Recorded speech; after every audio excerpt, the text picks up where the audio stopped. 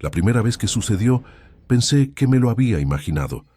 Era un domingo por la mañana, el 15 de octubre de 1923, y estaba arrodillado junto a la cama con mi hijo de 8 años, Michael, enseñándole el Padre Nuestro como mi padre me lo había enseñado a mí.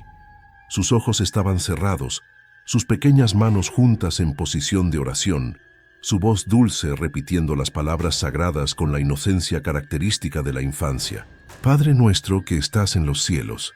Y fue entonces cuando vi la primera gota, roja, oscura, deslizándose desde la esquina de su ojo cerrado, bajando por su mejilla como una lágrima carmesí. Me detuve a mitad de la oración, mi corazón saltando un latido. Michael, abre los ojos. Cuando lo hizo no había sangre. Sus ojos eran azules y claros, sin rastro de rojo. La mejilla estaba seca. Pensé que había sido la luz de la mañana jugando trucos, o tal vez fatiga de mis turnos dobles en la fábrica textil, así que continué la oración, y la sangre regresó. Esta vez no era solo una gota, eran 2 ríos delgados, fluyendo desde ambos ojos, mientras Michael mantenía su mirada fija en el crucifijo en la pared sobre su cama. Pero él no parecía notarlo, no sentía dolor, no mostraba incomodidad, simplemente continuaba rezando con esa voz angelical. Santificado sea tu nombre, venga tu reino. Su camisa de dormir comenzó a mancharse de rojo, donde las lágrimas de sangre caían sobre el algodón blanco. Michael, detente, grité tomándolo por los hombros. Sus ojos se abrieron confundidos por mi pánico, y en ese instante la sangre desapareció, como si nunca hubiera existido. Su rostro estaba limpio, su camisa estaba inmaculada, pero yo había visto la sangre. La había visto tan claramente como veía a mi hijo mirándome ahora con expresión de desconcierto. «Papá, ¿qué pasa? ¿Hice algo mal?» Mi esposa Sara entró en la habitación, alertada por mi grito. «James, ¿qué sucede? ¿Cómo le explicas a tu esposa que tu hijo acaba de llorar sangre durante una oración? ¿Cómo le dices que cuando verificaste no había evidencia física de lo que juraste haber presenciado?» «Nada», mentí, mi voz sonando hueca incluso a mis propios oídos. «Solo». Michael tosió y me asustó. Sara me miró con expresión que sugería que no me creía completamente, pero no presionó. Michael fue enviado a lavarse para el desayuno y yo me quedé allí en su habitación mirando el crucifijo en la pared, preguntándome si me estaba volviendo loco. Pero no estaba loco, lo que había visto era real, y durante las siguientes 3 semanas sucedería de nuevo, y de nuevo, y de nuevo. Cada vez que rezaba con mi hijo, cada vez que pronunciaba el nombre de Dios en su presencia, la sangre venía, solo yo podía verla, y eventualmente aprendería por qué.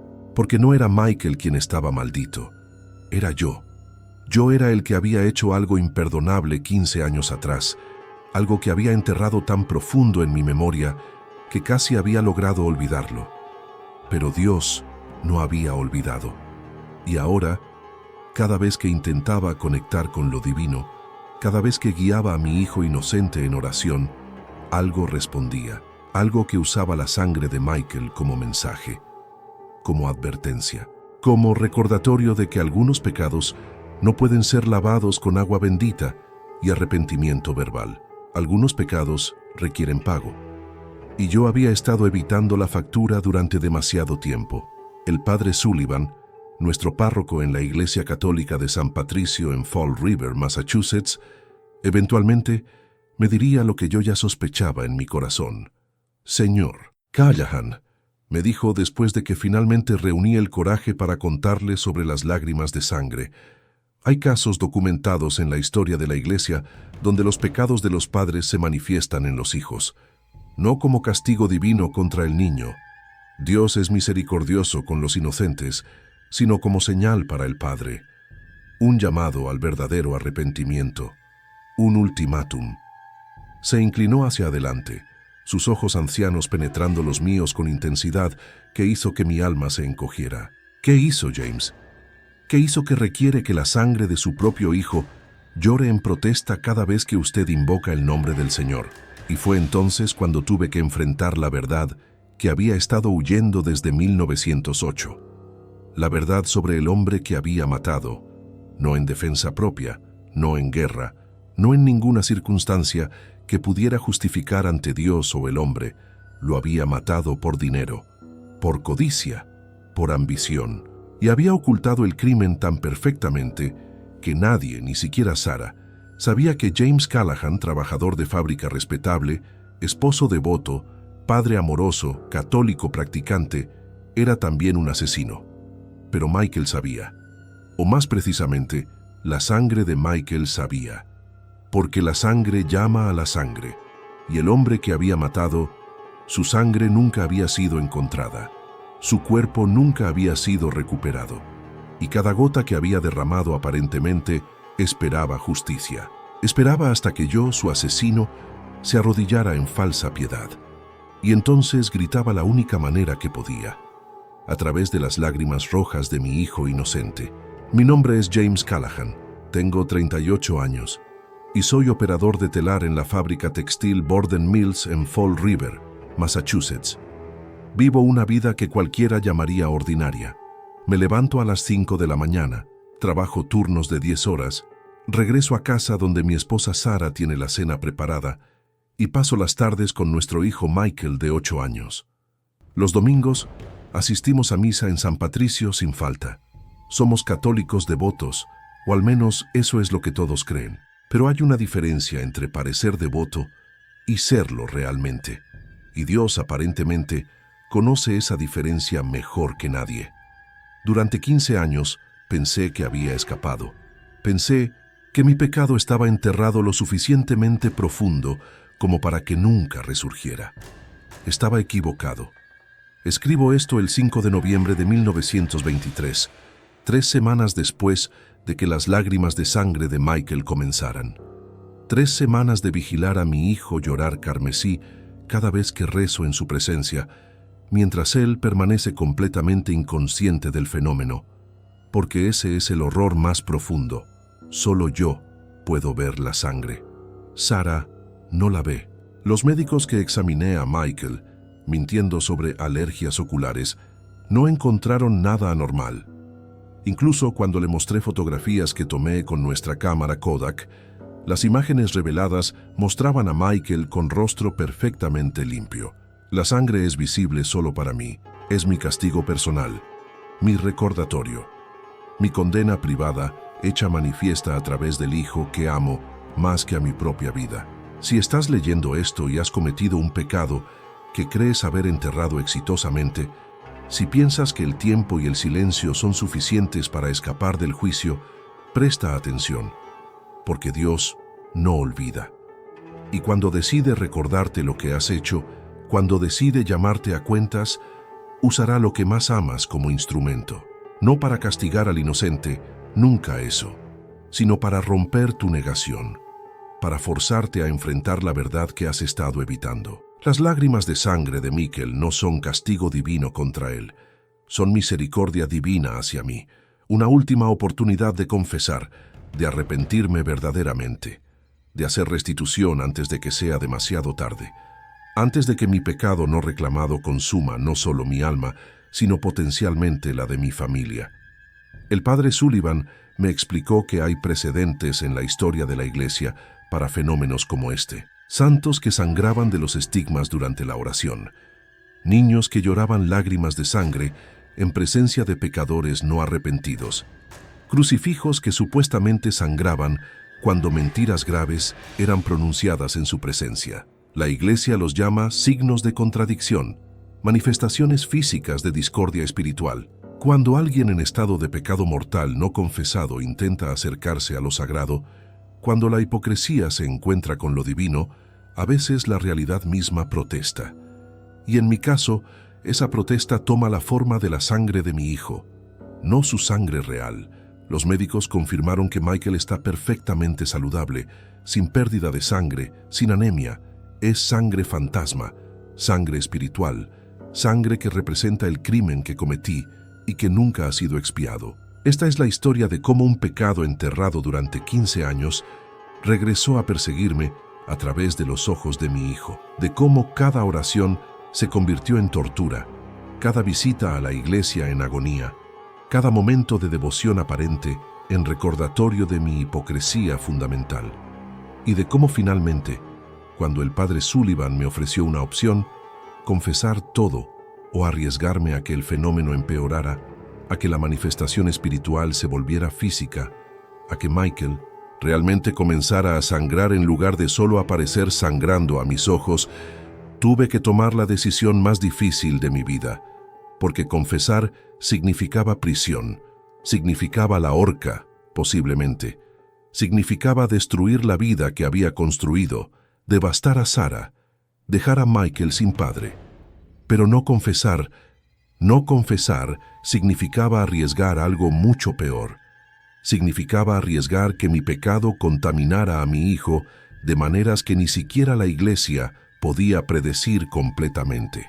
Y esa era una apuesta que no podía tomar. Los días después de ese primer domingo fueron una lenta espiral hacia la paranoia. Intenté convencerme de que había sido una alucinación, un producto del agotamiento o tal vez algún problema médico no diagnosticado que afectaba mi visión. Programé una cita con el Dr. Morrison, nuestro médico familiar, quien examinó mis ojos minuciosamente y declaró que mi visión era perfectamente normal. «Tal vez está trabajando demasiado, James», sugirió con tono paternal. «Los turnos dobles en la fábrica pueden causar estrés, y el estrés puede crear todo tipo de síntomas extraños. Tome unos días libres si puede». Pero yo sabía que no era estrés, porque la segunda vez que sucedió, lo vi con aún más claridad que la primera. Era martes por la noche, y Sarah había sugerido que rezáramos el rosario juntos como familia antes de la cena. Era una tradición que habíamos establecido desde que Michael era lo suficientemente mayor para sostener las cuentas. Nos arrodillamos en la sala, con el crucifijo de madera que había pertenecido a mi madre colgando en la pared sobre nosotros. Comencé con la señal de la cruz, en el nombre del Padre, del Hijo y del Espíritu Santo. Las palabras apenas habían dejado mis labios cuando vi la primera gota de sangre formarse en el ojo izquierdo de Michael. Continué, mi voz temblando ligeramente. «Creo en Dios Padre Todopoderoso». Otra gota del ojo derecho. Para cuando llegamos al primer Padre Nuestro, ambos ojos de Michael lloraban ríos constantes de sangre que manchaban su cuello, su camisa, goteaban sobre las cuentas del rosario que sostenía con pequeñas manos inocentes. Miré a Sarah, esperando ver horror reflejado en su rostro, pero ella continuaba rezando, sus ojos cerrados en devoción, completamente ajena a la pesadilla que se desarrollaba frente a ella. Michael también parecía inconsciente, sus labios moviéndose en oración sincera mientras la sangre, visible solo para mí, fluía libremente. Me puse de pie abruptamente, interrumpiendo la oración. Necesito aire», tartamudeé, saliendo hacia el porche trasero, donde me doblé sobre la barandilla, jadeando. Cuando Sarah salió momentos después para verificar, le mentí de nuevo. Solo un mareo repentino. Estoy bien, pero no estaba bien, y cada hora que pasaba, estaba menos bien. Durante los siguientes días, comencé a evitar la oración. Encontraba excusas para no asistir a las devociones familiares nocturnas, reuniones de trabajo tardías, dolores de cabeza, fatiga extrema. Sarah comenzó a notar, por supuesto. «James, has faltado al rosario 4 noches seguidas», me confrontó el viernes. «¿Está todo bien? ¿Es tu fe? ¿Estás dudando?». La ironía de su pregunta habría sido cómica si no fuera tan trágica. No estaba dudando de mi fe. Mi fe estaba bastante intacta. Era mi capacidad de hipocresía lo que estaba siendo desafiada. «Solo estoy cansado, Sarah», dije, dándole un beso en la frente. «Esta semana ha sido difícil en la fábrica. Nueva cuota de producción. Supervisores respirando en nuestros cuellos. Era verdad técnicamente, pero no era la razón de mi ausencia. El domingo siguiente no pude evitarlo. Sarah insistió en que la familia completa asistiera a misa. Michael estaba emocionado. Le gustaba el padre Sullivan. Le gustaba la historia bíblica que el sacerdote contaba durante el sermón. Le gustaba sentirse parte de algo más grande que él mismo. Durante todo el camino a San Patricio, observé a mi hijo charlar alegremente sobre su semana escolar, sin tener idea de que cada vez que su padre rezaba en su presencia, Él se convertía en una exhibición de horror sobrenatural visible solo para los ojos culpables de ese padre. Entramos en la iglesia, tomamos nuestro lugar habitual en el tercer banco desde adelante. La misa comenzó, y yo sabía que no podría evitar lo inevitable. Tendría que rezar, y las lágrimas de sangre vendrían. El momento llegó durante la liturgia de la Eucaristía. Padre nuestro que estás en los cielos. La congregación completa recitó al unísono, y miré a Michael, parado entre Sara y yo, sus manos juntas en oración perfecta. La sangre comenzó inmediatamente, más abundante esta vez. No solo lágrimas, sino chorros como si sus ojos fueran heridas abiertas, fluía por su rostro, goteaba sobre su mejor traje dominical, formaba charcos a sus pies. Miré alrededor frenéticamente. Nadie más lo veía. ¿Nadie? Pero la congregación continuaba rezando sin inmutarse. Sara tenía los ojos cerrados. El padre Sullivan en el altar continuaba la liturgia. Y Michael, mi pobre Michael, lloraba sangre como un santo mártir en un cuadro medieval, completamente inconsciente de su condición. No pude soportarlo. Agarré a Michael por el brazo. Su manga estaba seca bajo mis dedos, sin rastro de humedad sanguinolenta que claramente veía, y lo saqué del banco. «Disculpen», murmuré a los feligreses mientras empujaba hacia el pasillo. Sara me siguió susurrando urgentemente. «James, ¿qué estás haciendo? La misa no ha terminado», pero no podía explicar. No allí, no con 100 pares de ojos observándonos.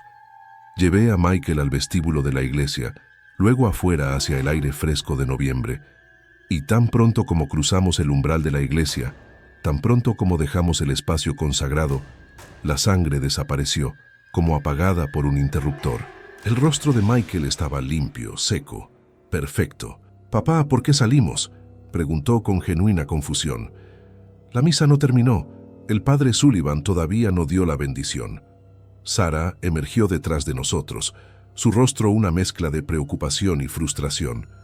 «James Callahan, más vale que tengas una buena explicación para esto. Sacar a nuestro hijo de misa, avergonzarnos frente a toda la congregación». Pero las palabras se desvanecieron cuando vio mi expresión. Vi en sus ojos el momento en que su irritación se convirtió en miedo genuino. «James, estás asustándome. ¿Qué está pasando? ¿Estás enfermo? ¿Es Michael?». Sacudí la cabeza, incapaz de formar palabras. «Porque, ¿cómo le dices a tu esposa que cada vez que rezas con tu hijo, lo ves sangrar de maneras que nadie más puede percibir? Ella me haría internar. O peor, pensaría que estaba teniendo algún tipo de colapso nervioso». Esa noche, después de que Michael se durmió, me senté en la cocina con una botella de whisky que había escondido en el sótano. Alcohol de contrabando, ilegal bajo la prohibición, pero fácil de conseguir si conocías a las personas correctas. Bebí directamente de la botella, buscando valor o tal vez olvido, no estaba seguro de cuál. Sara bajó las escaleras en bata de dormir, sus ojos cansados pero determinados. «Está bien, James, sin Michael escuchando. Dime qué está pasando realmente. Y no me mientas otra vez. He estado casada contigo durante 10 años. Sé cuando estás ocultando algo». Se sentó frente a mí, tomando mis manos temblorosas entre las suyas. «¿Es otra mujer? ¿Problemas de dinero? ¿Problemas de salud que no me has contado?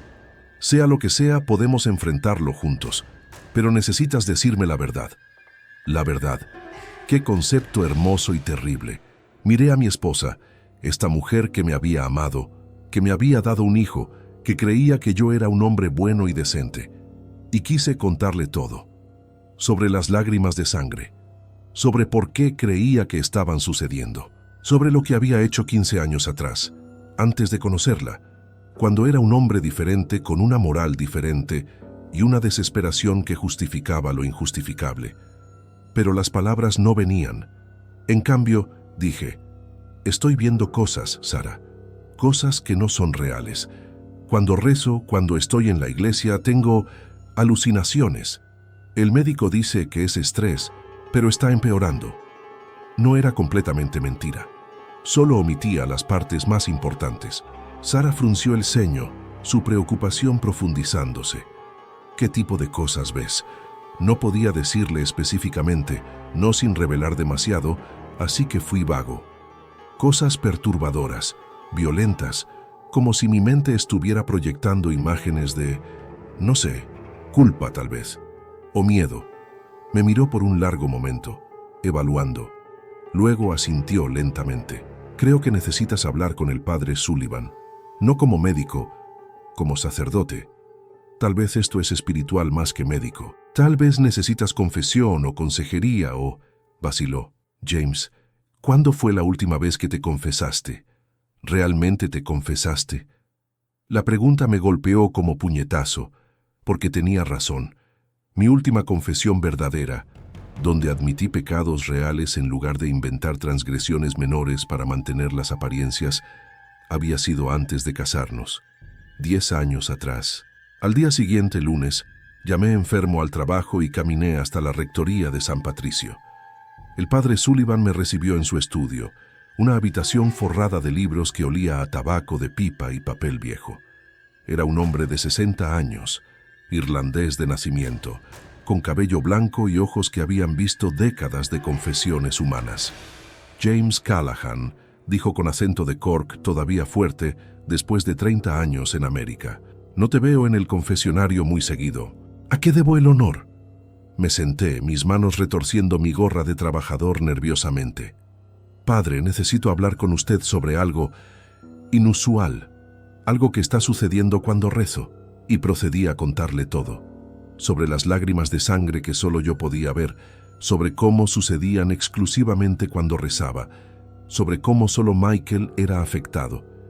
Omití la razón por la que creía que estaba sucediendo. Todavía no estaba listo para esa confesión. El padre Sullivan escuchó sin interrumpir, sus dedos formando un campanario bajo su barbilla. Cuando terminé, se quedó en silencio por un largo momento antes de hablar. James, lo que describe suena como lo que la Iglesia llama un fenómeno de contradicción. Es raro, muy raro, pero está documentado en los anales de experiencias místicas. Usualmente ocurre cuando hay una disonancia profunda entre las acciones externas de una persona y su estado espiritual interno. Se inclinó hacia adelante. En términos más simples, cuando alguien en estado de pecado mortal no confesado intenta participar en oración o liturgia, a veces el universo espiritual protesta, crea señales visibles de esa contradicción, no para castigar, sino para llamar a arrepentimiento verdadero. Sus ojos encontraron los míos con intensidad que me hizo querer apartar la mirada. James, ¿hay algo que necesites confesar? Algo que has estado cargando durante mucho tiempo. No confesé. No ese día. En cambio, le dije al padre Sullivan que necesitaba tiempo para pensar, para examinar mi conciencia adecuadamente.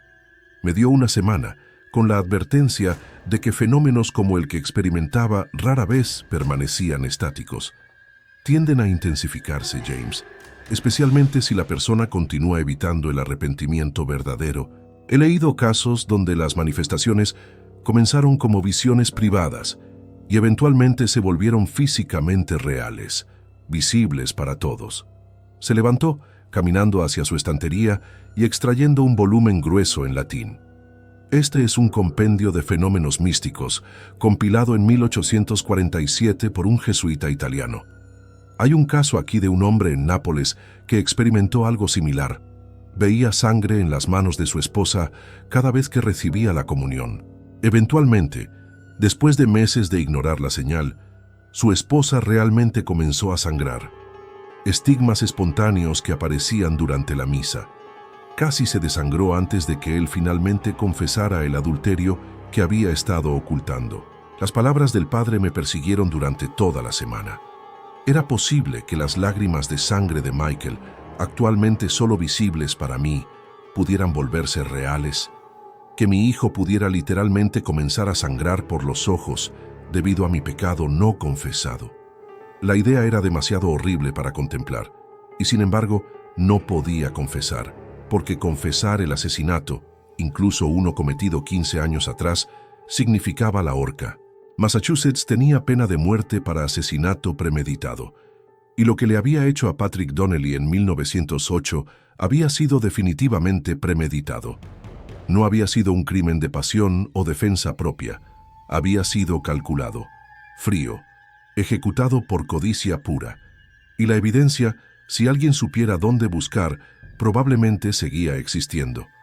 Durante esa semana, intenté evitar rezar completamente. Le dije a Sara que el doctor me había aconsejado reducir el estrés y que las devociones religiosas, por alguna razón, estaban desencadenando mis alucinaciones. Ella no estaba feliz, pero respetó mi solicitud. Michael, sin embargo, no entendía por qué papá ya no rezaba con él antes de dormir. ¿Ya no amas a Dios, papá?, preguntó una noche con la lógica directa de un niño de 8 años. La pregunta me apuñaló. Por supuesto que amo a Dios, hijo. Solo estoy tomando un descanso. Los adultos a veces necesitan descansos, pero sus ojos, esos ojos azules inocentes que lloraban sangre fantasma cuando yo rezaba, me miraban con algo que podría haber sido decepción, o tal vez juicio. Incluso a los 8 años, los niños saben cuando los adultos están mintiendo. El viernes de esa semana, recibí una visita inesperada en la fábrica. El padre Sullivan apareció durante mi descanso de almuerzo, su presencia fuera de lugar entre las máquinas rugientes y el aire lleno de pelusa. James, necesitamos hablar, ahora. Me llevó fuera hacia el callejón detrás del edificio donde los trabajadores fumaban en secreto. He estado investigando tu caso y he encontrado algo en los archivos diocesanos que me preocupa profundamente. Sacó una carpeta desgastada llena de papeles amarillentos. En 1908, un hombre llamado Patrick Donnelly desapareció aquí en Fall River. Trabajaba en esta misma fábrica, de hecho. Nunca fue encontrado. La investigación policial eventualmente se enfrió, pero su hermana, una monja en el convento de las Hermanas de la Misericordia, insistió hasta su muerte en 1920 que su hermano había sido asesinado. Rogó a la iglesia que investigara espiritualmente, ya que la policía no pudo resolver el caso. Sentí como mi sangre se enfriaba. ¿Por qué me está contando esto, padre? El padre Sullivan me miró directamente, porque la hermana Margaret describió una visión que tuvo poco antes de morir. Dijo que vio a su hermano Patrick siendo golpeado hasta la muerte con una tubería de hierro en el sótano de esta fábrica. Y dijo que el asesino era un hombre joven, con cabello oscuro y ojos verdes. Tu descripción exacta, James. Quien más tarde se casaría y tendría un hijo. Dijo que el asesino robaría el dinero de Patrick, dinero que Patrick había ahorrado durante años para traer a su familia de Irlanda. Hizo una pausa. James, los registros de empleo muestran que trabajaste aquí en 1908, que trabajaste el turno de noche en el mismo periodo cuando Patrick desapareció, y que poco después de su desaparición dejaste la fábrica durante 2 años, solo para regresar en 1910 con suficiente dinero para casarte y establecer una casa. No respondí. No podía. Mi mente corría, calculando, buscando escapatorias, excusas, cualquier cosa. Pero el padre Sullivan no esperaba respuesta. No soy policía, James. No estoy aquí para arrestarte, pero soy sacerdote. Y puedo decirte con certeza absoluta que lo que estás experimentando, las lágrimas de sangre de Michael, está directamente conectado con el pecado no expiado que cargas. La sangre derramada clama desde el suelo, como la sangre de Abel clamó a Dios, y esa sangre está usando a tu hijo como su voz. Se inclinó más cerca. Confiesa, James, confiesa antes de que sea demasiado tarde, antes de que las lágrimas fantasmas se vuelvan reales, antes de que tu pecado consuma no solo tu alma, sino potencialmente la de Michael también. Esa noche no pude dormir. Me quedé despierto mirando el techo, con Sara roncando suavemente a mi lado. Michael durmiendo inocentemente en la habitación contigua. El padre Sullivan había acertado, por supuesto. Patrick Donnelly había sido mi compañero de trabajo en el turno de noche. Un inmigrante irlandés solitario, sin familia en América excepto esa hermana monja. Había ahorrado cada centavo durante 5 años para traer a sus padres ancianos y hermanos menores de Cork. $50, una fortuna en 1908. Los guardaba en un frasco de vidrio escondido en su casillero. Y yo, joven, desesperado, endeudado con prestamistas que amenazaban con romperme las piernas, Lo vi como solución a todos mis problemas. Una noche, cuando estábamos solos en el sótano organizando inventario, lo golpeé por atrás con una tubería. 3 golpes. Cayó como saco de piedras. El cuerpo era el problema. Pero la fábrica tenía incinerador industrial donde quemábamos materiales de desecho.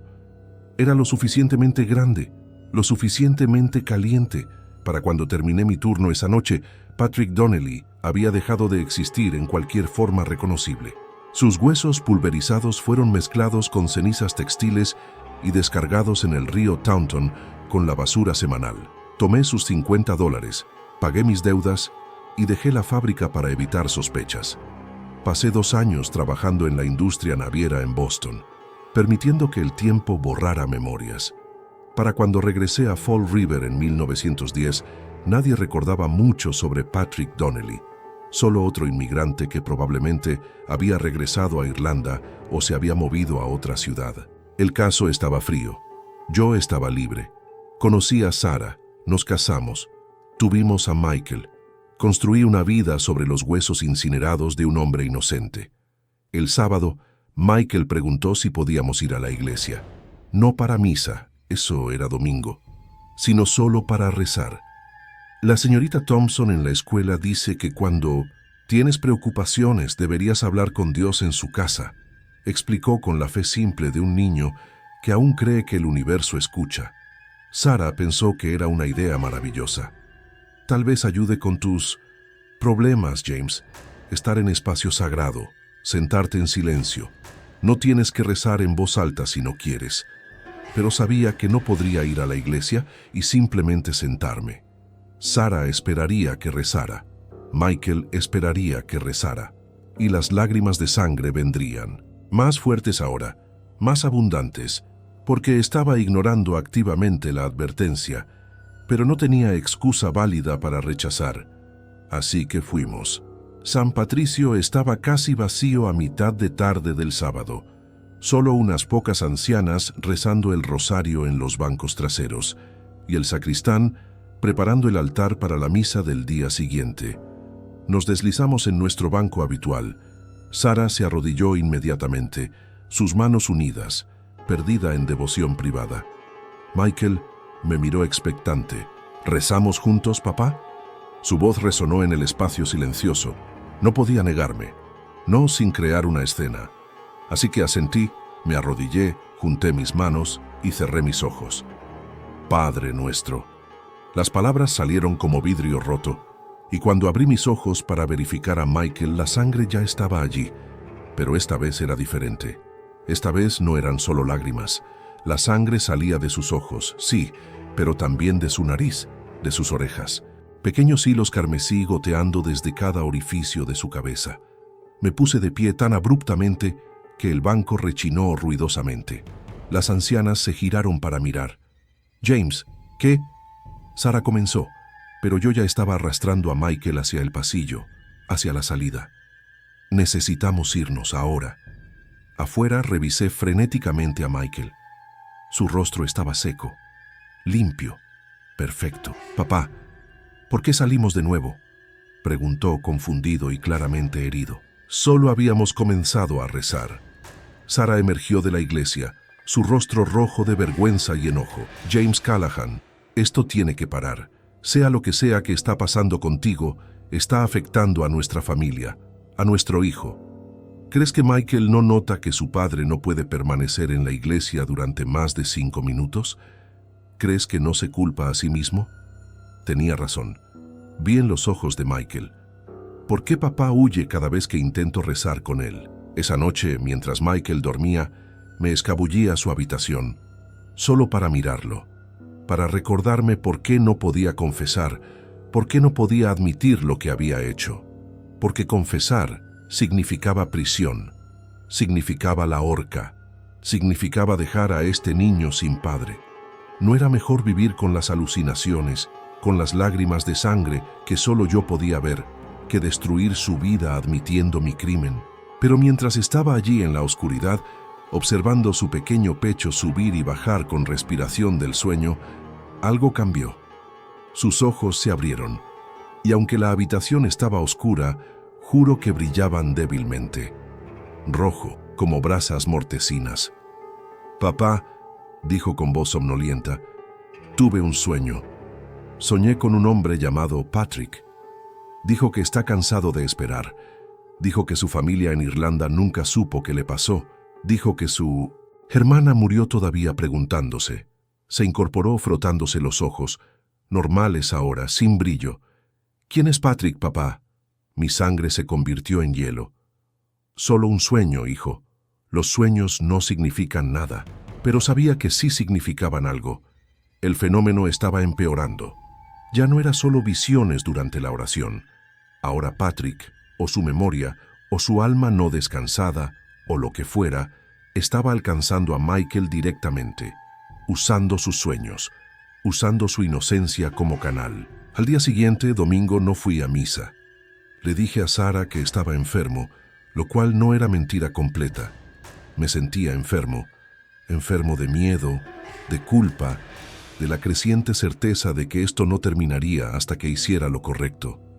Pero hacer lo correcto significaba perderlo todo. Sara llevó a Michael a misa sola, y cuando regresaron, Michael corrió directamente a su habitación sin decir palabra. Sara me encontró en la cocina. «El padre Sullivan preguntó por ti. Dijo que necesita verte. Hoy, que es urgente». Fui a la rectoría esa tarde, arrastrando los pies como hombre caminando hacia su ejecución. El padre Sullivan me estaba esperando, pero no estaba solo. Con él había una mujer mayor, tal vez de 70 años, vestida con ropa negra de luto.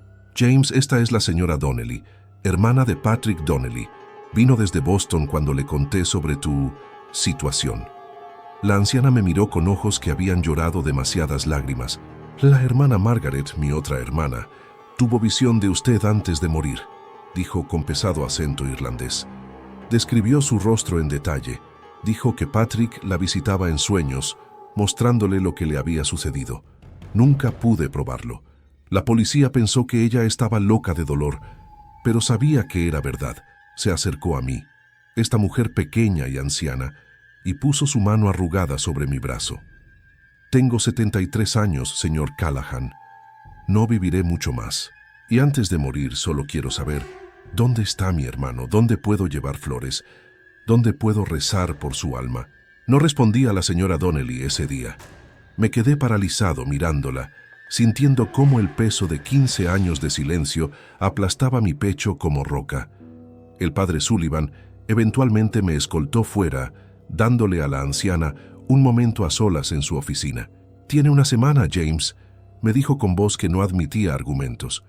«Una semana para tomar tu decisión, porque lo que está sucediendo con Michael está empeorando. Y si esperas mucho más, si continúas negando lo que debes hacer, me temo que las consecuencias irán más allá de tu control». Señaló hacia la iglesia, visible desde la ventana de la rectoría. El lunes, Michael comenzó a toser durante la clase. Sangre real. Los maestros lo enviaron a la enfermería. El doctor Morrison lo examinó y no encontró causa médica. Dijo que era como si la sangre simplemente apareciera en sus pulmones sin origen. Mi estómago cayó. Sara no te lo contó porque no quería preocuparte más. Pero yo sé la verdad, James. Las lágrimas fantasmas se están volviendo reales. Esa noche, observé a Michael dormir con nueva urgencia. Su respiración era ligeramente sibilante, como si sus pulmones estuvieran congestionados. De vez en cuando, tosía suavemente y vi manchas oscuras en su almohada. ¿Saliva? ¿O sangre? En la luz tenue, era imposible decir. Sara entró en la habitación, poniéndose detrás de mí. «James, tenemos que llevar a Michael al hospital en Providence mañana. El doctor Morrison dice que si la tos de sangre continúa, podría ser tuberculosis o algo peor». Su voz se quebró. «Tengo tanto miedo. Primero tus alucinaciones, ahora Michael enfermo. Es como si nuestra familia estuviera maldita». La palabra maldita resonó en el silencio, porque tenía razón. Estábamos malditos, malditos por mi pecado, malditos por sangre derramada que nunca había sido expiada. El martes, mientras Michael estaba en la escuela y Sara trabajaba en su trabajo de medio tiempo en la tienda de telas, regresé al sótano de la fábrica Borden. No había estado allí, no realmente he estado allí, desde la noche del asesinato. Usualmente encontraba razones para evitar asignaciones que requerían bajar, pero ahora necesitaba ver el lugar de nuevo. Necesitaba confrontar lo que había hecho. El sótano no había cambiado mucho en 15 años. Todavía olía a humedad, óxido y aceite de máquina. Las tuberías todavía corrían a lo largo del techo bajo, y en el rincón más alejado, donde raramente alguien iba, estaba el lugar donde había golpeado a Patrick Donnelly hasta la muerte. El concreto había sido manchado en ese lugar, más oscuro que el área circundante. Sangre, probablemente, que nunca había sido completamente limpiada. Me arrodillé allí tocando el suelo frío y por primera vez en 15 años permití que la realidad completa de lo que había hecho me golpeara. Había matado a un hombre, no en defensa propia, no accidentalmente, deliberadamente, para dinero. $50 por los que Patrick Donnelly había trabajado durante 5 años, ahorrando cada centavo, negándose placeres, viviendo en pobreza voluntaria porque amaba a su familia lo suficiente como para sacrificarse por ellos. Y yo lo había matado por eso. Lo había robado de su futuro, de la reunión con sus padres, de la oportunidad de traer a sus hermanos menores a América donde podrían tener vidas mejores. Todo por 50 malditos dólares que había gastado en menos de un mes pagando a prestamistas que me habrían roto las piernas, pero que no me habrían matado. Había elegido la solución cobarde, la solución egoísta. Y ahora, 15 años después, mi hijo estaba pagando el precio. Pensé que te encontraría aquí. La voz del padre Sullivan me sobresaltó. Se paró en la entrada del sótano bajando lentamente las escaleras. Este es el lugar, ¿no? ¿Dónde sucedió? No era pregunta. Asentí, incapaz de confiar en mi voz. El padre se arrodilló junto a mí mirando la mancha oscura. La sangre tiene voz, James.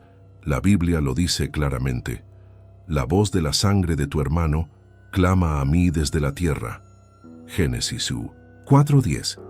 Caín pensó que podía esconder su crimen, pero no puedes esconder sangre derramada de Dios. Clama. Exige justicia, o al menos, exige reconocimiento. Puso su mano sobre mi hombro.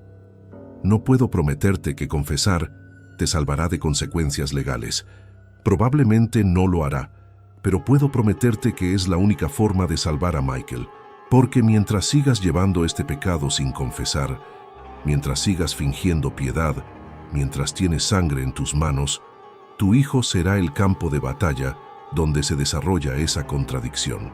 ¿Y si confieso y me ahorcan?, pregunté, mi voz apenas un susurro. ¿Qué le pasa a Michael entonces? ¿A Sarah? ¿Cómo los dejo solos, destituidos, avergonzados? El padre Sullivan suspiró pesadamente. No lo sé, James. No tengo respuestas fáciles. Pero sé esto. Si no confiesas, si Michael continúa sangrando, si las manifestaciones empeoran como creo que lo harán, perderás a tu hijo de todos modos. No a la horca, sino a la muerte.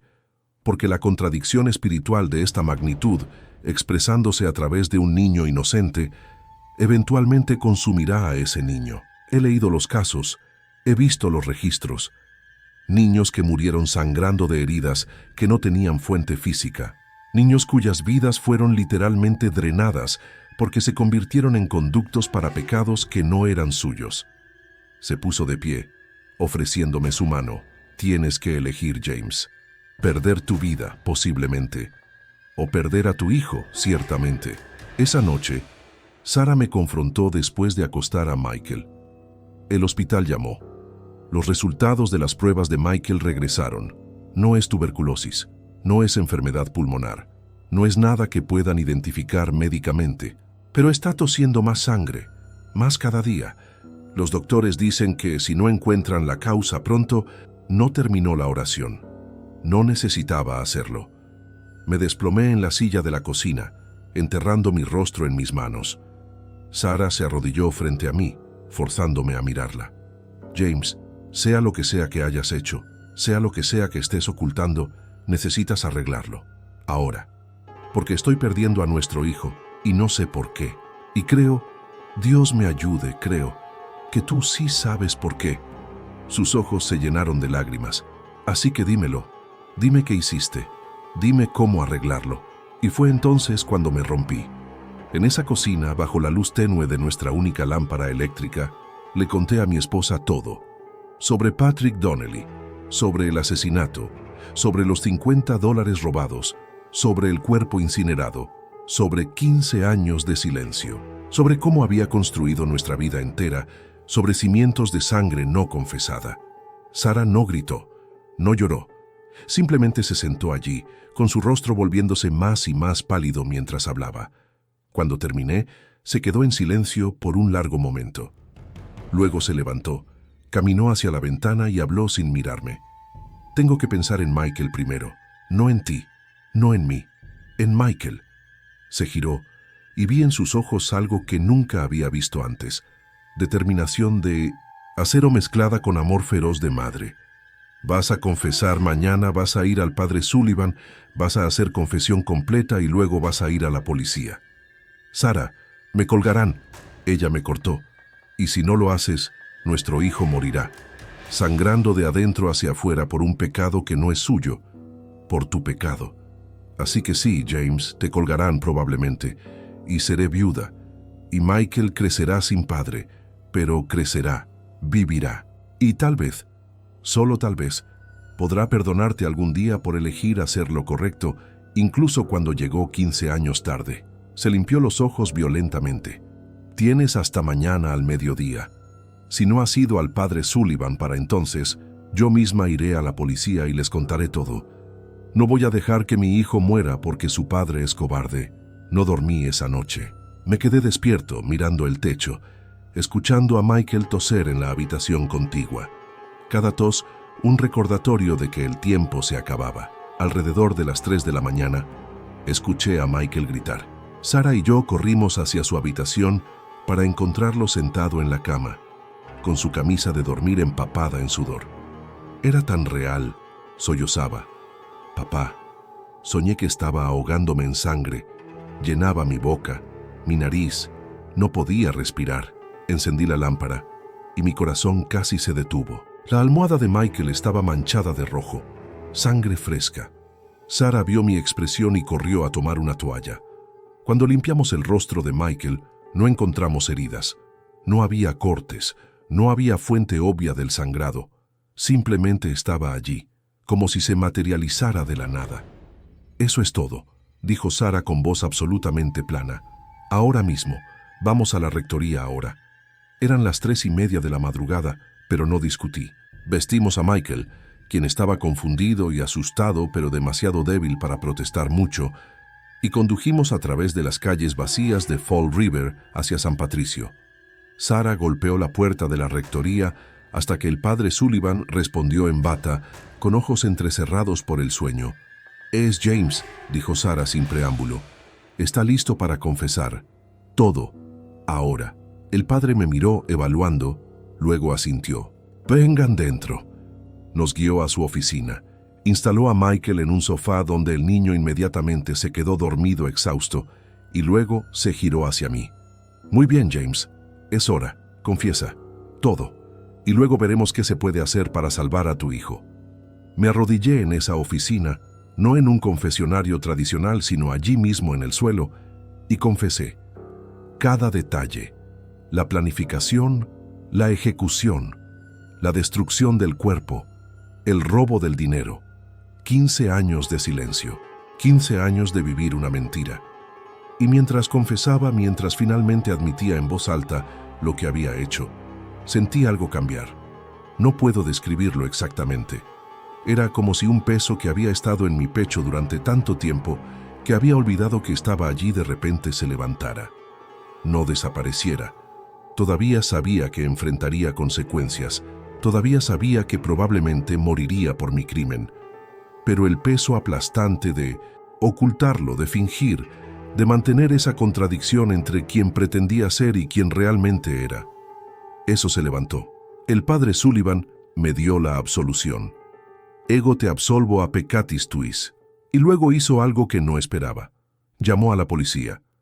2 oficiales llegaron dentro de 20 minutos.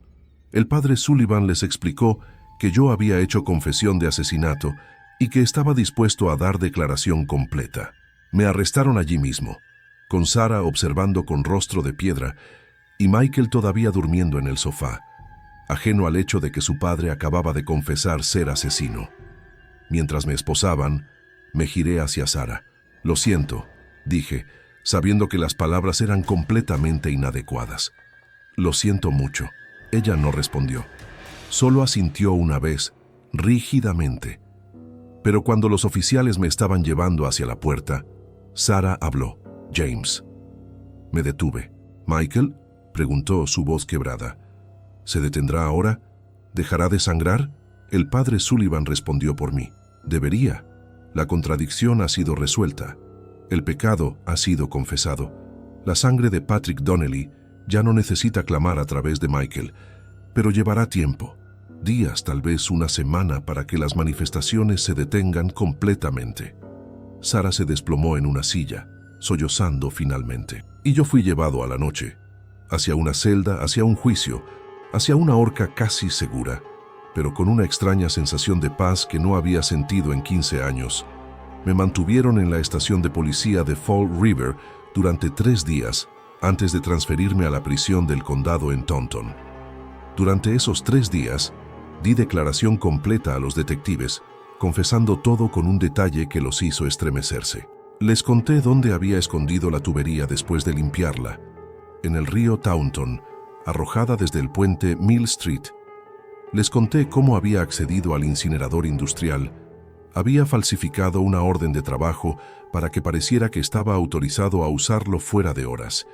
Les conté sobre los $50, cómo los había gastado, a quién había pagado, cómo había cubierto mis huellas. Y les conté sobre la señora Donnelly, sobre cómo su hermana monja había tenido visiones de la verdad que nadie había creído. Los detectives verificaron cada detalle que pudieron. Los registros de empleo de 1908, el incinerador que todavía existía en el sótano de la fábrica. Incluso dragaron el río, aunque dudaba que encontraran la tubería después de 15 años. Durante esos 3 días, Sarah vino a visitarme una vez. Trajo a Michael. Mi hijo se veía mejor. Su color había mejorado, la tos había disminuido. «No ha tosido sangre desde esa noche», me dijo Sarah, con voz cuidadosamente neutral. «El doctor Morrison dice que es como si nunca hubiera estado enfermo, como remisión espontánea». Nos sentamos en la sala de visitas con una mesa de metal entre nosotros y Michael me miraba con confusión. «Papá, ¿por qué estás en la cárcel? ¿Hiciste algo malo?». La pregunta simple de un niño que todavía creía que su padre era héroe. ¿Cómo respondes a eso? ¿Cómo le dices a tu hijo de 8 años que su padre es asesino? Sarah intervino. «Papá cometió un error hace mucho tiempo, un error muy grave, y ahora tiene que aceptar las consecuencias. Pero lo hizo para protegerte, Michael, para asegurarse de que te pongas mejor». Era una verdad simplificada, pero era suficiente por ahora. Michael asintió lentamente, procesando. «¿Por eso lloré sangre en mis sueños? ¿Por el error de papá?». Sarah y yo intercambiamos miradas de sorpresa. «¿Qué dijiste, cariño?», preguntó Sarah. Michael se encogió de hombros. «Seguía soñando que lloraba sangre, mucha sangre. Y había un hombre en mis sueños que decía que su nombre era Patrick y que solo quería ir a casa. Dijo que papá sabía cómo enviarle a casa». Sus ojos azules encontraron los míos. «¿Era real, papá? ¿O solo un sueño?». Tragué el nudo en mi garganta. «Era real, hijo. Patrick era un hombre real que lastimé.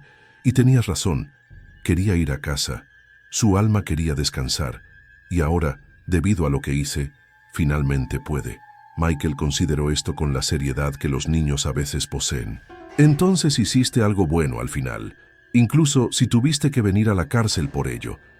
Mi juicio comenzó 6 semanas después, a finales de diciembre de 1923. El caso era sólido, mi confesión, los registros de empleo que me colocaban en la escena, el testimonio de la señora Donnelly sobre las visiones de su hermana monja, incluso análisis forense de las manchas en el sótano de la fábrica que confirmaban la presencia de sangre humana antigua. Mi abogado designado por el tribunal, un hombre joven llamado Thompson que acababa de graduarse de la escuela de leyes, Intentó argumentar circunstancias atenuantes, mi juventud en el momento del crimen, mi aparente reforma durante los últimos 15 años, mi familia. Pero el fiscal era implacable. James Callahan no mató en defensa propia, no mató en pasión, mató por codicia. Planeó el asesinato, ejecutó a su víctima, destruyó el cuerpo y vivió libre durante 15 años mientras la familia de Patrick Donnelly sufría sin saber qué le había sucedido a su ser querido. El fiscal señaló a la señora Donnelly sentada en la galería. Esa mujer es ahora de 73 años. Pasó 15 años preguntándose. Ahora finalmente sabe. Pero su hermano todavía está muerto. Y el señor Callahan debe pagar por ese crimen. El veredicto llegó después de solo 3 horas de deliberación. Culpable de asesinato en primer grado. La sentencia, bajo la ley de Massachusetts, era automática: muerte por ahorcamiento. Cuando el juez pronunció las palabras, escuché a Sarah jadear detrás de mí. Me giré para mirarla, sentada en la galería con Michael a su lado. Mi esposa, que había permanecido a mi lado a pesar de todo, que había elegido la verdad sobre la conveniencia, la justicia sobre la familia. Nuestros ojos se encontraron, y vi en los suyos no odio sino dolor profundo. El dolor de amar a alguien que había hecho lo imperdonable, de saber que la decisión correcta, exigir que yo confesara, resultaría en perderme para siempre. Pero también vi algo más: alivio, porque Michael estaba vivo, estaba sano, ya no tosía sangre, ya no soñaba con ahogarse en carmesí. El sacrificio había valido la pena. Me trasladaron a la prisión estatal en Charlestown, donde aguardaría la ejecución. La fecha se fijó para el 15 de marzo de 1924. 3 meses de distancia. Durante esos 3 meses, Sarah me visitó cada 2 semanas, siempre trayendo a Michael. Observé a mi hijo crecer a través del cristal de la sala de visitas, sabiendo que nunca volvería a sentir su mano en la mía. Nunca volvería a leerle antes de dormir. Nunca volvería a enseñarle a andar en bicicleta, o pescar, o todas las cosas que los padres hacen con sus hijos. Pero estaba vivo. Eso era lo que importaba. Había elegido su vida sobre la mía, y haciéndolo, había finalmente hecho algo completamente desinteresado, algo que tal vez en alguna pequeña medida equilibraba la balanza del mal egoísta que había cometido 15 años atrás. El padre Sullivan vino a visitarme frecuentemente durante esos 3 meses. Me trajo los sacramentos, escuchó mis oraciones, me ayudó a preparar mi alma para lo que vendría. ¿Crees que Dios me perdonará?, le pregunté durante una de sus visitas. He confesado, me he arrepentido, pero maté a un hombre inocente. Arruiné vidas. ¿Es suficiente simplemente decir que lo siento? El padre se recostó en su silla, considerando la pregunta. La misericordia de Dios excede nuestra comprensión, James. Has hecho verdadero arrepentimiento, no solo palabras, sino acción. Entregaste tu vida para salvar a tu hijo. Eso es sacrificio real. ¿Borra lo que le hiciste a Patrick? No, nada puede hacer eso, pero demuestra que tu alma es capaz de redención, y eso, creo, es lo que Dios busca. No perfección, sino la capacidad de cambio genuino. Una semana antes de mi ejecución programada, recibí visitante inesperado, la señora Donnelly. La anciana fue escoltada a la sala de visitas, moviéndose lentamente con bastón, y se sentó frente a mí. Durante largo momento simplemente me miró, luego habló. El padre Sullivan me dijo que fue su confesión la que salvó a su hijo, que Dios usó la sangre de Patrick, o la memoria de ella, para llamarlo a arrepentimiento. Sus ojos ancianos, nublados por cataratas, aún brillaban con inteligencia. Hay justicia poética en eso, supongo. Patrick siempre amó a los niños. Quería traer a sus hermanos menores a América para que pudieran tener vidas mejores. Habría odiado ver a un niño sufrir, incluso el hijo de su asesino. Sacó algo de su bolso, un rosario de cuentas de madera desgastadas. Este era de Patrick. Lo trajo de Irlanda. Quiero que lo tengas, para que reces con él en los días que te quedan. Tomé el rosario con manos temblorosas. Señora Donnelly, yo no tengo derecho. Ella levantó su mano arrugada, deteniéndome. Lo que hiciste fue imperdonable. Mataste a mi hermano. Le robaste su futuro, su familia, su vida. Y estoy contenta de que vayas a la horca por ello. Eso es justicia. Hizo una pausa. Pero también vi lo que le pasó a tu hijo. El padre Sullivan me contó todo. Y vi que elegiste perder tu vida para salvar la suya. Eso no te redime completamente. Pero muestra que hay algo de bien en ti todavía.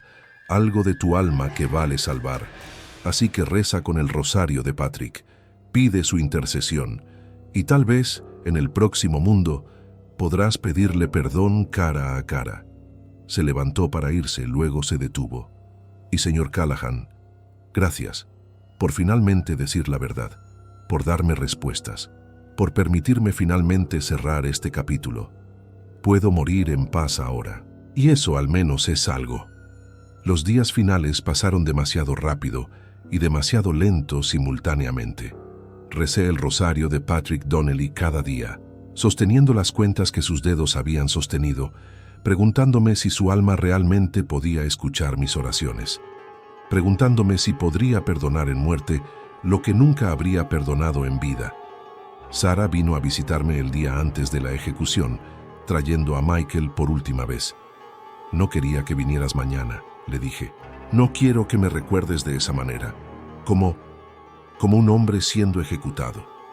Ella asintió, lágrimas corriendo silenciosamente. Michael, quien había cumplido 9 años en febrero, parecía más viejo que sus años. El conocimiento de lo que estaba por suceder había madurado prematuramente. «Te amo, papá», dijo con voz firme, «y entiendo por qué hiciste lo que hiciste, para salvarme». El padre Sullivan me explicó todo. «Michael», dije, mi propia voz quebrándose, «quiero que recuerdes algo. Los errores que cometemos no nos definen permanentemente. Lo que nos define es cómo respondemos a esos errores. Cometí error terrible, imperdonable, pero cuando fue tiempo de elegir entre mantener ese error oculto o salvarte, elegí correctamente. Finalmente, elegí correctamente. Presioné mi mano contra el cristal que nos separaba. Sé mejor hombre que yo. No esperes 15 años para hacer lo correcto. Y si alguna vez estás tentado a hacer algo malo, robar, mentir, lastimar a alguien, recuerda lo que sucedió en nuestra familia. Recuerda que algunos pecados tienen consecuencias que van más allá de ti mismo, que afectan a las personas que amas de maneras que no puedes predecir. Michael presionó su pequeña mano contra el cristal, alineándola con la mía. Lo prometo, papá, lo prometo. La noche antes de mi ejecución, el padre Sullivan vino a escuchar mi confesión final, pero no tenía nuevos pecados que confesar, solo el mismo, Patrick Donnelly, el asesinato, la cobardía de 15 años de silencio. ¿Estás en paz, James?, preguntó el padre después de darme absolución. Consideré la pregunta honestamente. No sé si paz es la palabra correcta, pero estoy listo. He hecho lo único que podía hacer para equilibrar algo de lo que hice mal. He salvado a mi hijo. He dado respuestas a la familia de Patrick. He confesado y aceptado el castigo. No hay nada más que pueda hacer. El padre asintió. Entonces has hecho suficiente. Dios no exige perfección, solo exige que intentemos, cuando finalmente entendemos nuestros errores, hacer enmiendas de la mejor manera posible. Y lo has hecho. La mañana del 15 de marzo de 1924 amaneció fría y clara. Me despertaron a las 5, me dieron última comida que apenas pude tocar y me permitieron escribir cartas finales. Escribí a Sarah agradeciéndole por 10 años de matrimonio, por darme a Michael, por elegir lo correcto incluso cuando significaba perderme. Escribí a Michael, dejándole palabras que podría leer cuando fuera lo suficientemente mayor para entenderlas completamente. Y escribí a la señora Donnelly, pidiendo perdón que sabía que nunca merecería completamente, pero esperando que ella pudiera encontrar paz final. A las 7 de la mañana me llevaron a la cámara de ejecución. El capellán de la prisión me acompañó, recitando salmos. El verdugo, un hombre cuyo rostro nunca vi escondido detrás de capucha, colocó la soga alrededor de mi cuello. Y mientras el director leía la orden de ejecución, recé una última oración, no por mí, por Michael, por Sarah, por Patrick Donnelly, por todos los afectados por mi pecado. La trampilla se abrió. Caí, y en ese momento final, mientras la soga se tensaba, mientras la oscuridad cerraba, juré que vi algo. Un hombre, de pie en luz que no venía de ninguna fuente en la cámara de ejecución. Un hombre con cabello rojo oscuro y ojos amables, Patrick Donnelly, o mi alucinación moribunda de él, no podía estar seguro, pero levantó su mano en gesto que podría haber sido adiós, o podría haber sido perdón, y luego hubo solo oscuridad y silencio, y finalmente, después de 15 años, algo parecido a descanso. Han pasado 20 años desde que mi padre fue ejecutado. Es marzo de 1944 ahora, y estoy escribiendo esto desde algún lugar en el Pacífico Sur, donde sirvo como capellán del ejército en la guerra contra Japón. Mi nombre es Michael Callahan, tengo 29 años, y llevo el rosario de Patrick Donnelly en mi bolsillo en todo momento, el mismo rosario que la señora Donnelly le dio a mi padre en sus últimos días. Me convertí en sacerdote no a pesar de lo que le sucedió a mi padre, sino debido a ello, porque vi de primera mano el poder del arrepentimiento verdadero. Vi cómo un pecado oculto puede manifestarse en formas que desafían toda lógica. Lágrimas de sangre que solo el culpable puede ver, enfermedad sin causa médica, sueños compartidos con los muertos. Y vi cómo la confesión, por más tardía y costosa que sea, puede salvar no solo el alma del pecador, sino también las vidas de los inocentes atrapados en las consecuencias de ese pecado. Mi madre nunca se volvió a casar.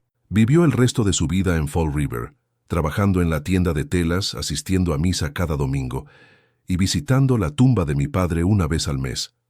Murió en 1940, a los 52 años, de neumonía. Sus últimas palabras para mí fueron: «Tu padre hizo lo correcto al final. Nunca olvides eso, no el asesinato. Eso fue imperdonable. Pero la elección de confesar, de aceptar el castigo, de elegir tu vida sobre su libertad, esa fue la acción más valiente que jamás haya presenciado. Está enterrada junto a él en el cementerio católico, sus tumbas marcadas con cruces simples. Y cuando regrese de esta guerra, si regreso, pasaré el resto de mi vida ayudando a otros a encontrar el valor para enfrentar sus pecados antes de que esos pecados se manifiesten en formas que lastimen a los inocentes. Porque eso es lo que aprendí de mi experiencia infantil. Los pecados no permanecen ocultos para siempre. Pueden enterrarse durante años, décadas incluso, pero eventualmente resurgen, a veces de maneras ordinarias, descubrimiento por investigación, confesiones en lechos de muerte, evidencia que emerge inesperadamente, pero a veces de maneras extraordinarias, de maneras que la ciencia no puede explicar completamente. Lágrimas de sangre fantasma, enfermedades sin causa, manifestaciones que obligan al pecador a elegir entre continuar la hipocresía y arriesgarse a consecuencias cada vez peores, o confesar y enfrentar el castigo terrenal pero salvaguardar el alma. Mi padre eligió lo segundo, me salvó haciéndolo. Y aunque pasé mi infancia sin él, aunque crecí como el hijo de un asesino ejecutado, nunca dudé de que me amaba.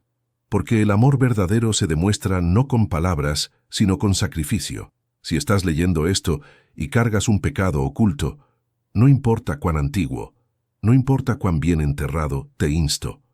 Confiesa ahora, antes de que tu pecado encuentre formas de manifestarse que lastimen a quienes amas, antes de que la sangre derramada clame a través de los inocentes. Mi padre esperó 15 años y casi costó mi vida. No cometas su error. La confesión es dolorosa. El castigo puede ser severo.